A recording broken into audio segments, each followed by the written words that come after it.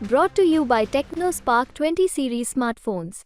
मेरे खिलाफ लालू प्रसाद जी खड़े हैं और ये आप लोग बार बार कह के कि उनके प्रत्याशी में कोई खड़ा है।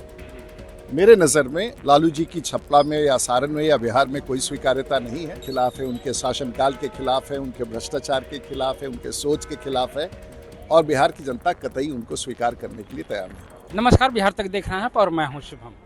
देखिए, लोकसभा चुनाव का आगाज हो गया है और छपरा सारण से राजीव प्रताप रूढ़ी जी पर भाजपा ने एक बार फिर से विश्वास किया है, लेकिन इनके अपोजिशन में लालू प्रसाद यादव जी की बेटी रोहिणी आचार्य खड़ी है। थोड़ा सा फिर हम परिभाषा बदलना चाहेंगे।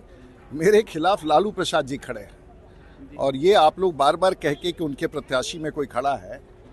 मेरे नज़र में ये लड़ाई लालू प्रसाद जी के खिलाफ है और लालू जी का चेहरा ही सब जनता के सामने है। तो मैं समझता हूँ कि आज लालू जी की छपला में या सारण में या बिहार में कोई स्वीकार्यता नहीं है और मुझे लगता है उनके लिए चुनाव बहुत महंगा पड़ेगा। आखिर कितना चुनौती मानते हैं सर इस बार? चुनौती तो आप कह रहे हैं, हाँ, जनता को तय करना, और मेरी जहाँ तक जानकारी है जनता को कोई चुनौती नहीं दिख रहा है।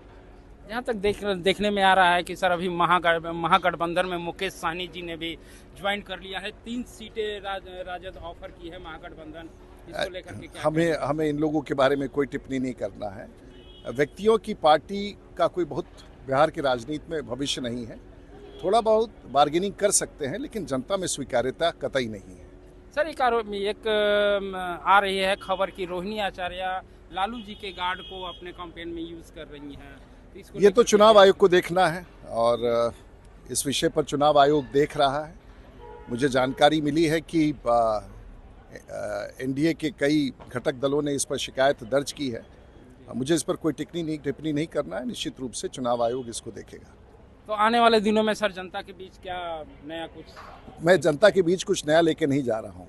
बाकी लोग जनता के बीच में नया लेके जा रहे हैं क्योंकि थे ही नहीं, और मैं जनता के बीच में पहले से ही हूँ, इसलिए नया कुछ लेके जाने का संभावना नहीं।